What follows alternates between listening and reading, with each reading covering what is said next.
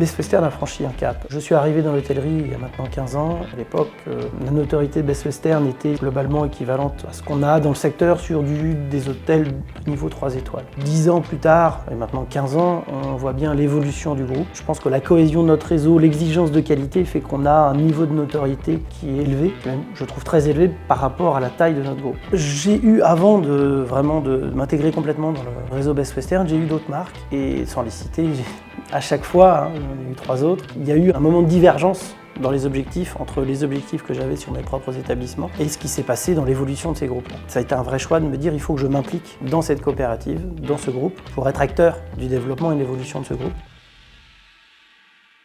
Au départ, pour vous donner juste l'historique, j'ai eu un hôtel franchisé. J'ai trouvé que le modèle de la coopérative apportait plus d'éléments et pour le développement de mon groupe et pour mon propre développement personnel, avec tout d'abord une proximité avec les équipes qui est beaucoup plus importante. C'est ce qui m'a marqué quand je suis arrivé dans le groupe en 2017, c'est cette proximité avec les équipes du siège, quelles qu'elles soient, du niveau de direction jusqu'aux équipes terrain. Et je pense que c'est essentiel pour bien fonctionner.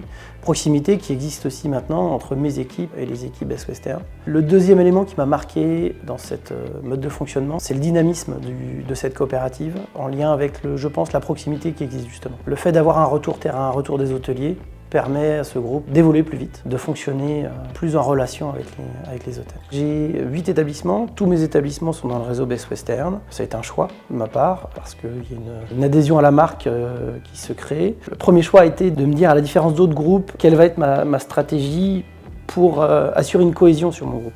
Mon groupe est assez jeune. Les premiers hôtels Best Western sont arrivés en 2017, c'est assez récent.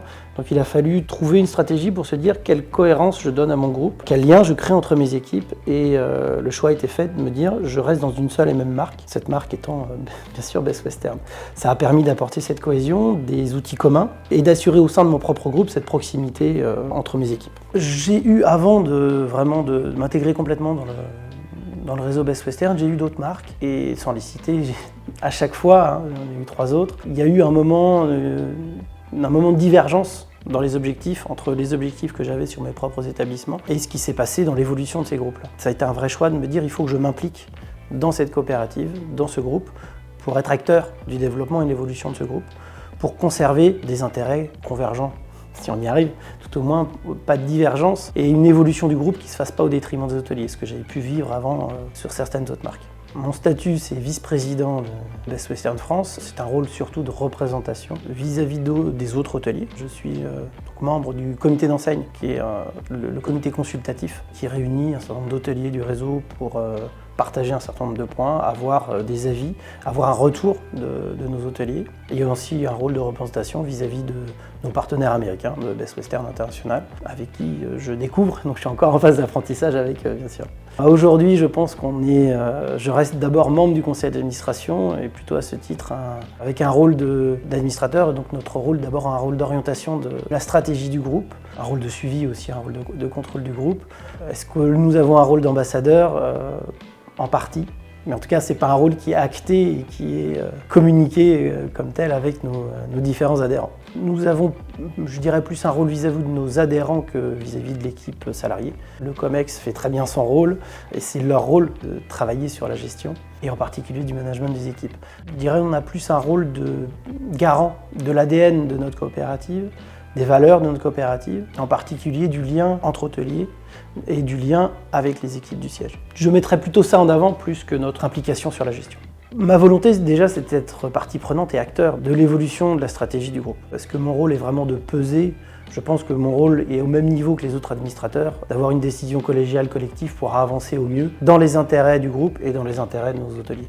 Telle qu'avait été faite cette vision et ces caps d'avenir, il y avait eu un S bien sûr, c'était pour à la fois dire qu'il y avait plusieurs peut-être avenirs possibles, mais surtout plusieurs stratégies à mettre en avant pour que notre vision fonctionne correctement. Je pense aujourd'hui qu'on a déjà cette vision, on arrive à la fin, les 5 ans sont passés, le conseil d'administration a porté cette cette vision pendant 5 ans. Les équipes l'ont plutôt très bien réalisée. Nos objectifs sont globalement bien atteints. Je dirais qu'on arrive maintenant à reposer encore cette question pour le futur, notre future vision. Et donc on a encore plusieurs avenirs, je dirais. Déjà, on a des avenirs avec beaucoup plus d'incertitudes que ce qu'on avait avant. Je dirais notre premier rôle, que ce soit d'un point de vue économique, mais d'un point de vue aussi développement durable, le premier rôle du groupe Best Western va être d'assurer la pérennité de nos hôtels, de nos hôteliers. On a fondamentalement ce premier rôle, à la fois d'assurer l'activité malgré les incertitudes et d'accompagner dans la rentabilité de nos hôtels. Le deuxième élément va être, je pense, d'accompagner aussi nos hôteliers dans toutes ces nouvelles technologies et en particulier le développement de l'IA, dans tous les aspects que peuvent avoir cette IA, à la fois sur notre distribution, mais surtout sur l'impact sur nos équipes. Je pense que le développement futur de l'hospitality, on parlait du relationnel des équipes sièges et des hôteliers, mais le développement de l'hospitality doit revenir à nos fondamentaux. Nos fondamentaux, c'est l'accueil de nos clients. Pour mieux accueillir un client, il faut que nos équipes soient en capacité d'être dans l'accueil. Et donc pour ça, il faut que la technologie, l'IA, vienne en soutien, mais ne vienne pas complexifier leur travail. Et on a tout un travail qui va, je pense, prendre un certain temps, peut-être plusieurs années, pour que la technologie devienne une aide et pas seulement une contrainte et des dossiers à remplir. Best Western a franchi un cap. Je suis arrivé dans l'hôtellerie il y a maintenant 15 ans. À l'époque, la notoriété de Best Western était sur globalement équivalente à ce qu'on a dans le secteur sur des hôtels de niveau 3 étoiles. 10 ans plus tard, et maintenant 15 ans, on voit bien l'évolution du groupe. Je pense que la cohésion de notre réseau, l'exigence de qualité fait qu'on a un niveau de notoriété qui est élevé, qui est même, je trouve, très élevé par rapport à la taille de notre groupe. On a une très belle évolution qui est à poursuivre, qui ne pourra se poursuivre que si le groupe se développe. On a 320 établissements en France, c'est très bien, c'est une très belle progression sur les dernières années, mais on ne pourra continuer et avoir des notoriétés plus importantes que si le groupe continue à se développer, continue à être de qualité bien sûr, mais continue aussi à se développer.